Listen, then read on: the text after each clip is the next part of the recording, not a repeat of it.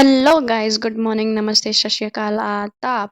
कैसे हैं आप सब? उम्मीद है अच्छे होंगे, खुश होंगे।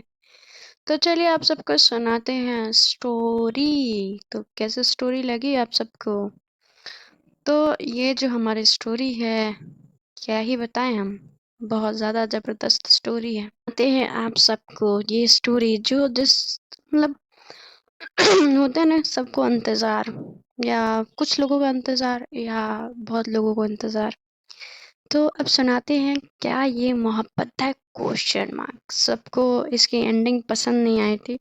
मुझे पता था कि बहुत लोगों को ये इसकी एंडिंग पसंद नहीं आएगी, क्योंकि मैंने जो एंडिंग सोची थी ना, वो काफ़ी अलग थी। बट शायद किसी को पसंद नहीं है, ये खैर मुझे भी नहीं आई थी। मैंने खुद रिकॉर्ड किया था, तो मुझे खुद नहीं पसंद आई थी। तो चलिए, काफ़ी वक्त हो गया उस स्टोरी का। प्रीवियस पार्ट किसी को याद नहीं होगा, या याद भी होगा, तो उसको प्रीवियस पार्ट दे लेते हैं। जो हमारी जया जी होती हैं, उनके भाई की बेटी होती है निशा। निशा को प्यार होता है अव्यांशी से। अव्यांशी प्यार करती है किससे? रैना से। और रैना प्यार करती है अव्यांशी से। अव्यांशी और उनके फैमिली में आशीष, उनकी बीवी कंगना, और उनके दादा दादी, ठीक है, और उनकी बहन, पता है आप सबको पता ही है, आयशा। और कोई उनकी लाइफ में कोई और एंट्री नहीं होती है। तो वो अपनी फैमिली में सबसे ऐसे, मतलब होता है ना कि थोड़ा सा ऊपर वाले लेवल पे होती हैं, सबको सपोर्ट करने के लिए, क्योंकि उनके भाई का जो चूतिया उनकी कटी होती है, मतलब सॉरी इस लैंग्वेज के लिए, जो उन्होंने बकवास किया होता है, जिसकी वजह से जो रवि और जो प्रीत और जो अभिषेक होते हैं, उनको मौका मिल चुका होता है अव्यांशी को बर्बाद करने का। जो कि पहले स्टार्टिंग में वो लोग काफ़ी अच्छे फ्रेंड होते हैं, मगर आगे चल के वो उनकी दुश्मनी कहीं न कहीं बदल जाती है, क्योंकि रवि को रहना पसंद आ जाती है और प्रीत को अव्यांशी। अब इधर होता है कि इनको सबको प्यार चाहिए, और प्यार किसको मिलता है? अब इनके मंसूबे तो क्लियर हो चुका। चलिए आगे थोड़ा सा ये रिमाइंडर था, थोड़ा सा आपको लगेगा कि हाँ रिमाइंड कराने की जरूरत नहीं, बट जो लोग को नहीं होगा इसलिए मैंने रिमाइंड करा दिया। अब जो होता है कि वैंशी जो होती हैं, अब तो वो बोल चुकी होती हैं, निशा को बोल के जा चुकी होती है उस कमरे से। वो जाती हैं रैना के पास, रैना के कमरे में। जब रैना वैंशी को देखती हैं, वो भाग वो देखती हैं जब अव्यांशी को रहना, वो भागते हुए जाती हैं और अव्यांशी के गले लिपट जाती हैं। ऐसे वो लिपटती हैं जैसे कि उनकी मोहब्बत, उनका जुनून, उनका जान, उनका मतलब होता है ना, जीने का सहारा जो होता है, वो अब वापस आ चुका है। वो इस तरीके से अपने ही पति की शादी कराना थोड़ा सा मुश्किल होता है, मगर इस तरीके से होगी उनको पता नहीं होता। वो रो रही होती हैं, वो उनके कंधे पे अव्यांशी के आंसू उनके महसूस हो रहे होते हैं। अव्यांशी को कहती हैं कि आपको पता नहीं है कि मैंने क्या क्या सहा है आपके लिए। आपकी शादी मैंने अपने हाथों से खुद कराई। मैंने अपने पति को खुद किसी और के लिए छोड़ दिया। मैं ऐसा नहीं चाहती थी अव्यांशी। मैं चाहती थी कि आप मेरी हमेशा से बन के रहे, आप हमारी रहें, बट ये हो ना सका। शायद मैंने ये कुछ गलत कर दिया, कुछ तो कहीं तो कुछ गलत हो गया। शायद मैंने कुछ ज़्यादा ही भगवान से मांग लिया। शायद आप मेरे किस्मत में थे ही नहीं। अव्यांशी उसके फेस से आंसू को साफ करती है, और साफ करने के बाद कहती है कि अव्यांशी को कि सॉरी रैना को, कि रहना ऐसा कुछ नहीं है, मैं तुम्हारी आज भी हूँ, कल भी रहूंगी। किसी के इस तरीके से हमारे बीच में आ जाने से हमारी ज़िंदगी अलग नहीं होगी। माना कि मैंने निशा से शादी की है, मगर प्यार तुमसे है।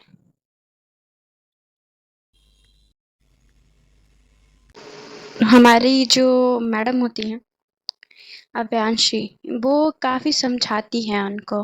काफ़ी समझाने के बाद, काफ़ी समझने के बाद उनके फेस को अपने हाथों में लेती हैं।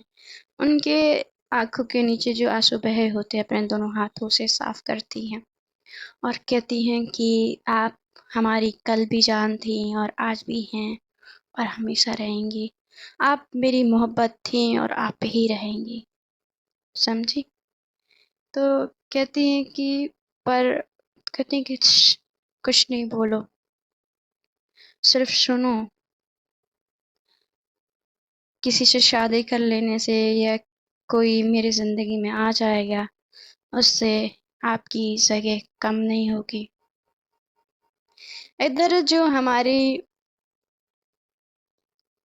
मैडम कहीं न कहीं समझा तो दी होती हैं रैना को।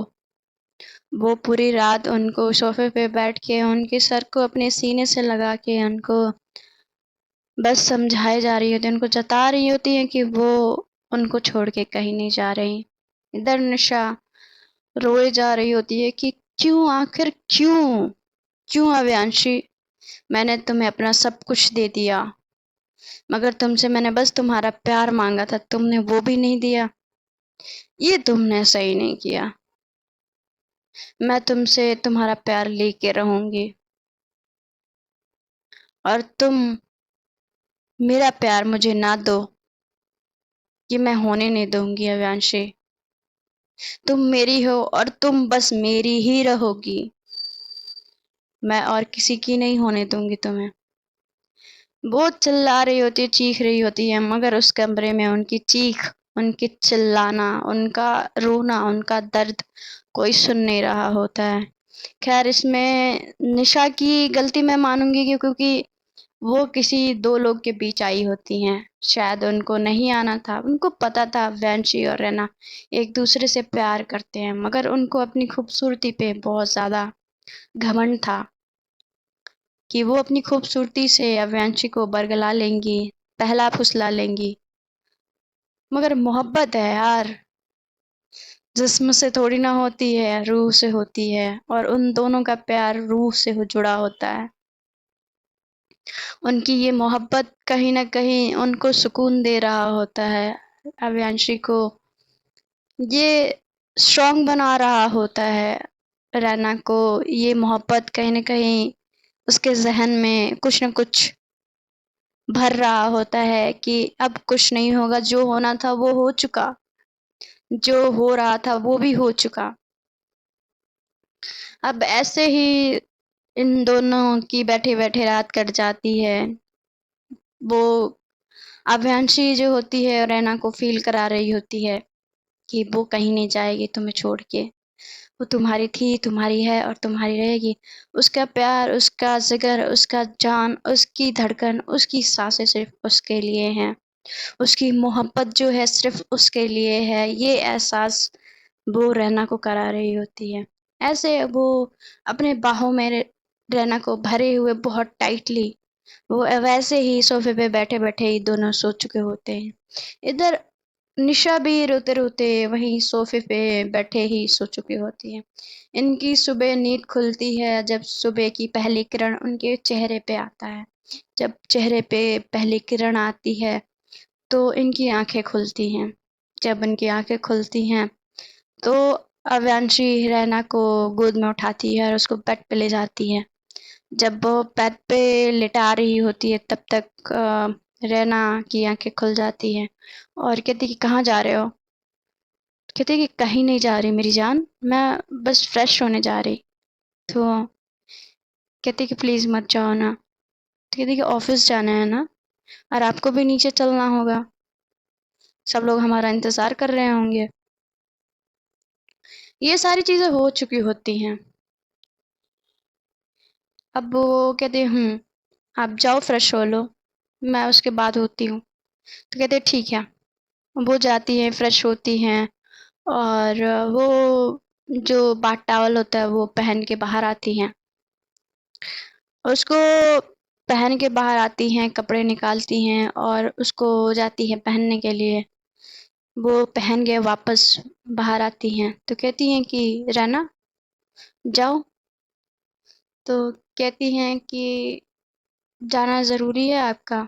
तो कहती हैं कि फ़िलहाल तो आपका वॉशरूम जाना ज़रूरी है, नहीं तो दादी और माँ दोनों आ जाएँगी।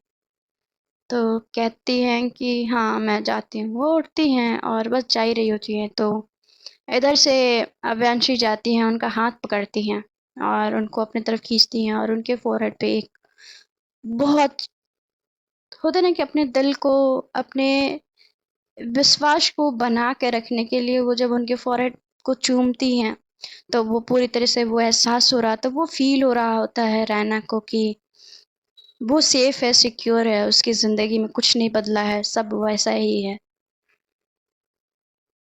ख़ैर, अव्यांशी कहती है कि अब जाओ। तो वो जाती हैं और वो फ्रेश होती हैं। उनके कपड़े जो होते हैं ना, आज पहली बार अव्यांशी ने निकाल के रखे होते हैं बेड पे। उन्होंने बड़ा ही प्यारा कलर का जो साड़ी होता है वो रहता है, नेवी ब्लू रहता है और वो साड़ी निकाल के रखी होती है। वो चाहते हैं कि आज वो साड़ी पहने, क्योंकि वो कैसे भी ड्रेसेस पहनती हैं, वेस्टर्न पहनती हैं, इंडियन पहनती हैं, इंडो वेस्टर्न पहनती हैं, उनको कोई इश्यू नहीं होता है। मगर वो आज चाहती हैं कि वो इंडियन पहने। जो खूबसूरती होती है ना, जो एक इंडियन ड्रेस में जो एक औरत को लाता है, वो खूबसूरती किसी भी ड्रेस में नहीं आता है। भले हम बहुत ज़्यादा ओपिनिएटेड इंसान हो चुके हैं या हमारे ड्रेस को लेके हो चुके हैं, मगर खूबसूरत इंसान अपने ट्रेडिशनल ड्रेसेस में ही दिखता है। तो वो चाहती हैं और आज पहली बार अव्यांशी ने अपने मन से, अपने दिल से उनके लिए ड्रेसेस निकाल के रख के गई होती हैं। और हमारी रैना भी वो ड्रेस पहन लेती हैं, मतलब साड़ी पहन लेती हैं। पहनने के बाद वो सिंदूर बिंदी लगाती हैं, चूड़ी पहनती हैं, झुमके पहनती हैं, गले में मंगलसूत्र पहनती हैं और पायल पहनती हैं और उस पे हील पहनती हैं। पहन के जब वो रूम से बाहर निकलती हैं तो अरे वाह भाभी, आप तो गजब सेक्सी लग रही हो, आयशा बोलती है। तो कहती है कि तुम इतनी सुबह सुबह यहाँ? तो कहती है कि हाँ। उदासी जो होता है ना, रैना के फेस से झलक रही होती है, मगर वो दूसरों को एहसास नहीं कराना चाहती कि वो कितनी तकलीफ में है, उसको क्या फील हो रहा है, क्या महसूस हो रहा है। वो किसी को फील नहीं कराना चाहती, किसी को महसूस नहीं कराना चाहती कि उसको, उसके दिल में कितना दर्द है, कितना दुख है। वो बस किसी को नहीं कुछ बताना चाहती। वो सारे दुख, सारी तकलीफें अपने अंदर समेट के वो बस उसको पी जाना चाहती है। मगर कहते हैं ना यार कि जो जिससे जितना प्यार करता है ना, वो छुपा नहीं पाता है।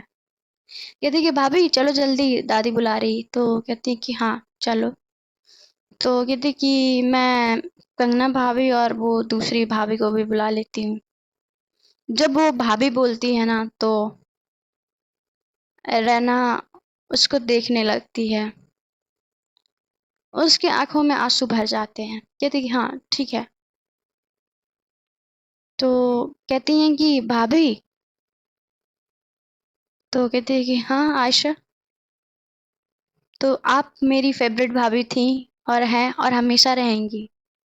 जब ये बोलती है जब आयशा, तो उसके चेहरे पे एक प्यारी सी स्माइल आती है, भरी आंखों में आंसू और एक प्यारी सी स्माइल। और जब वो कहती हैं कि आपकी जगह कोई नहीं ले सकता, जब ये आयशा बोलती हैं तो उनको विश्वास रहता है कि उनकी जगह कोई नहीं ले पाएगा और उनकी जगह इस घर में कोई बना नहीं पाएगा। वो जाती हैं, निशा का दरवाजे का डोर नॉक नॉक करती हैं। तो जब नॉक नॉक होता है तो वो दरवाज़ा खुलती है। ऑलरेडी निशा तैयार हो चुकी होती है। निशा ने वेस्टर्न पहना होता है और ना मंगलसूत्र ना सिंदूर, कुछ भी नहीं पहना होता है। वो कहती कि वाह भाभी बहुत अच्छी लग रही हूँ। तो कहती कि थैंक यू ऐसा। तो वैसे भी तुम मुझे तो पसंद करती नहीं हो। तो कहती है कि ऐसी बात नहीं है, चलिए नीचे दादी बुला रही है। ये लोग नीचे जाते हैं। जब भी नीचे जाते हैं, इधर से कंगना और आशीष आते हैं। कंगना और आशीष जो होते हैं, कंगना तो अब कुछ बोल नहीं पाती हैं और आशीष जो होते हैं कुछ बोलने लायक रहते नहीं हैं। जो हमारी जो अव्यांशी होती है वो चुपचाप सोफे पे बैठ के लैपटॉप में काम कर रही होती हैं। इधर इनकी माँ जो जया जी होती हैं, वो ऐसे इनको काम करते हुए देख के कहती हैं कि अव्यांशी सिर्फ आज काम ही करना है क्या, और कुछ नहीं करना है? तो कहती है कि क्या करना है माँ बताइए।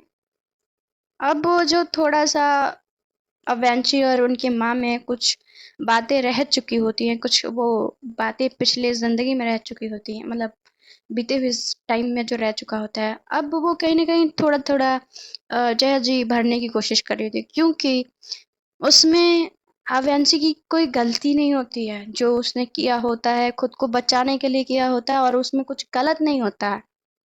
और जब वो बात जब उनकी माँ जब समझती हैं, तो वो ये भी समझ जाती हैं कि उनकी बेटी आज तक जिससे उन्होंने इतना नफ़रत किया, उसकी कोई तो गलती ही नहीं थी। वो कल भी इस बात के लिए सज़ा भोग रही थी कि उसकी माँ इसलिए उससे बात नहीं करती थी कि उसने उसके भाई को मारा। मगर जब उनकी माँ को पता चलता है कि उनके भाई ने उनकी बेटी के साथ क्या किया, तो उस बात का उनको कोई मलाल नहीं रहता है, कोई दुःख नहीं रहता है कि जो भी किया, अच्छा किया, सही किया। अब इस बात की उनको संतुष्टि होती है।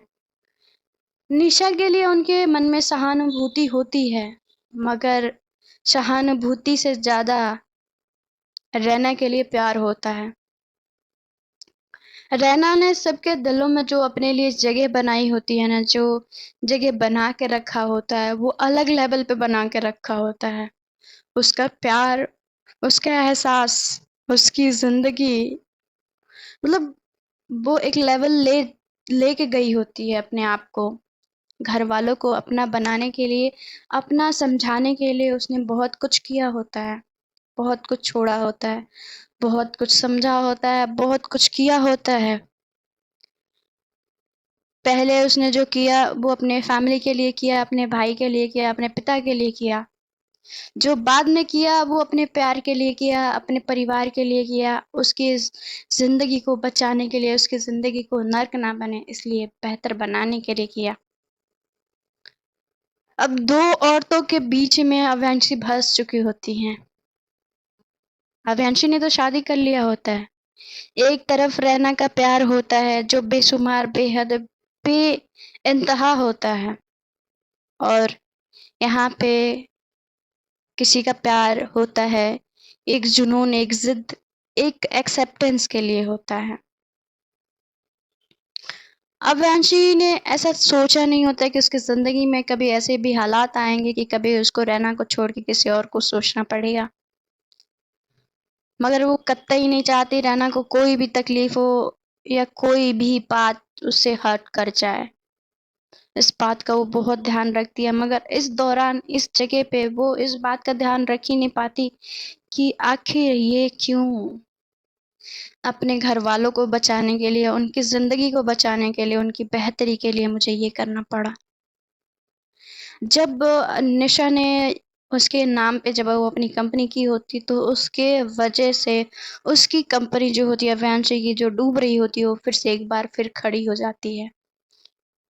निशा ने एक ज़िद किया, मगर निशा ने उसके बदले बहुत कुछ दिया।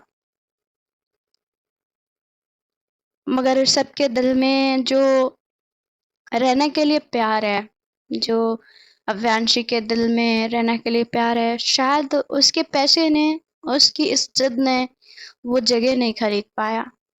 कहते हैं ना कि प्यार दिल से होता है, आप पैसे से, ज़िद से खरीद नहीं सकते हो।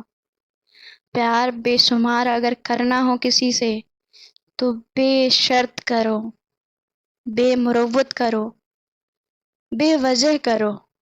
मगर अगर जहाँ पे आपने शर्त, ज़िद, गुस्सा, ईर्ष्या से अगर किया, तो प्यार नहीं वो आपकी ज़िद बन जाएगी। और जिद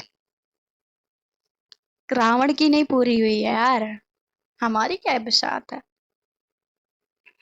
वैसे ही निशा की जो जिंदगी होती है ना, उसको अब समझ आ रही होती है कि उसने क्या किया है। वो जब खुद को और रहना को एक ही घर में एक ही छत के नीचे पाती है तो उसको भी दुख होता है और रहना को भी दुख होता है, और इन दोनों को दुख हो रहा है ये आव्यांशी देख रही होती है। मगर रैना कभी भी निशा के लिए कुछ गलत नहीं सोचती है, मगर निशा अब ठान चुकी होती है कि रैना को अव्यांशी की जिंदगी से निकाल फेंकेगी और उसकी जिंदगी में अपने लिए वो जगह बनाएगी। अब वो कैसे बनाएगी वो तो भगवान ही जाने।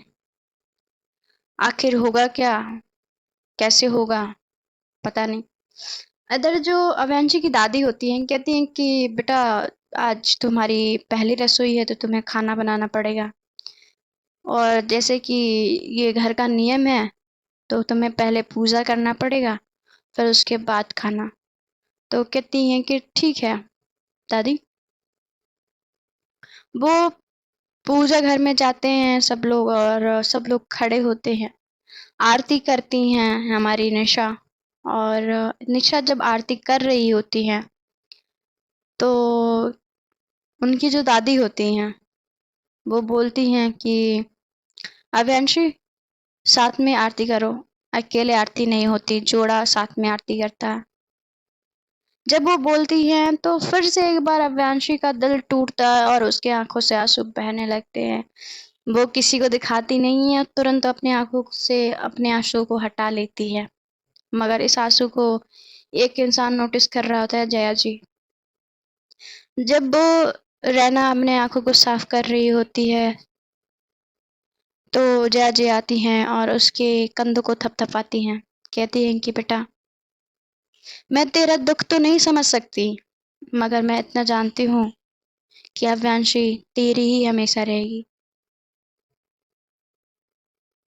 और इस बात से उनको काफी ज्यादा अच्छा भी लगता है और उनको ये भी लगता है कि खैर जो भी है, घर वाले तो अपने हैं।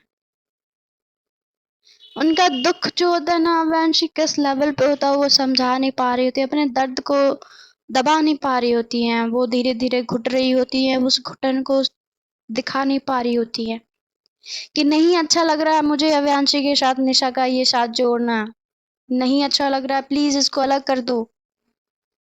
वो नहीं कह पाती हैं, वो नहीं चाहती हैं कि अव्यांशी किसी और के साथ उसका नाम जोड़ा जाए या अव्यांशी के साथ उसका नाम किसी और से जोड़ा जाए। वो कहना चाहती है, चीखना चाहती है, चिल्लाना चाहती हैं, मगर वो कर नहीं पाती हैं। रहना इस दर्द से बस गुजर रही होती है। वो चाहती हैं सबको समझाना, वो चाहती हैं बोलना, चाहती हैं कि मैं सबको जाके बोलूं, कहूं नहीं करो ऐसा, नहीं करना है। अव्यांशी सिर्फ मेरी है और सिर्फ मेरी रहेगी, उसका नाम सिर्फ मेरे साथ जुड़ेगा और अव्यांशी के साथ मेरा नाम जुड़ेगा। उसके अलावा किसी का अधिकार नहीं है उसके साथ अपना नाम जोड़ने का। मगर वो क्या करे आखिर, उसकी मोहब्बत है यार। उसकी मोहब्बत ने जो ये फैसला लिया है, उसने खुद ये फैसला लिया है उसके घर वालों के हित में, उसके घर वालों को फ्यूचर को लेके उसने खुद खुद ये डिसीजन लिया है। तो अपने डिसीजन के खिलाफ वो कैसे जा सकती है। उस दर्द का एहसास सिर्फ अव्यांशी को होता है, या यूं कह ले रहना उस एहसास को भी एहसास नहीं करा पाती कि उसको कितना तकलीफ हो रहा है अपने प्यार को किसी और के हाथों में देख के, किसी और के साथ में देख के कितना दुख हो रहा होता है। उस दुख को बस वो पिए जा रही होती है, कब तक वो पी पाती है वो तो वक्त बताएगा। और ये एपिसोड यहीं पे हम खत्म करते हैं। अब हम ये एपिसोड कल सुनेंगे, बहुत लोगों को इंतजार था और मैंने ये स्टोरी रिकॉर्ड कर दी है क्योंकि ये थोड़ी सी आगे चल के मतलब ऐसा है कि सैड थोड़ा सा ज्यादा है और मुझे ना सैड वाले एपिसोड रिकॉर्ड करने में ना बड़ा दुख होता है। मतलब होता है ना कि वो दिल तक मतलब जो अवांशी और रैना की जिंदगी में जो हुआ ना, वो मतलब मेरे को महसूस होता है कि का मतलब ऐसी जिंदगी होती है यार, क्यों होती है। मोहब्बत ऐसा होता है तो मोहब्बत के रंग ऐसे क्यों होते हैं? एक पल किसी से प्यार होता है, दूसरे पल में उससे नफरत कैसे हो जाती है? क्या ये मोहब्बत है? Question mark. आप बताना, क्या यही मोहब्बत है? क्या मोहब्बत के रंग ऐसे ही होते हैं? क्या मोहब्बत इतना ही दुख देता है? क्या मोहब्बत किसी से भी हो, फैमिली से हो, माँ से हो, भाई से हो, बहन से हो, या किसी एक अनजान इंसान से हो, जिसके लिए आप सब छोड़ने के लिए तैयार हो जाते हो? पता है यार, थोड़ा मैं आज संटी बात कर रही हूँ, बट सच बता रही हूँ। अगर प्यार ऐसा होता है, प्यार इस तरह से होता है, प्यार इस तरह का नाम होता है, तो हाय, किसी दुश्मन को भी ना हो इस तकलीफ को महसूस करने के बाद। खैर, मैं उसके दुख को तो नहीं समझ सकती और ना ही समझ पाऊंगी, मगर मुझे लगता है कि प्यार इतना दर्द देता है तो शायद किसी के हिस्से प्यार ना आए जो इतना दर्द दे। तो bye bye, take care and good night. मिलेंगे कल नए स्टोरी, मतलब वही स्टोरी को कंटिन्यू करते हुए। और बने रहिए हमारे साथ, सुनते रहिए। क्या ये मोहब्बत है? Question mark. Bye bye, take care and good night.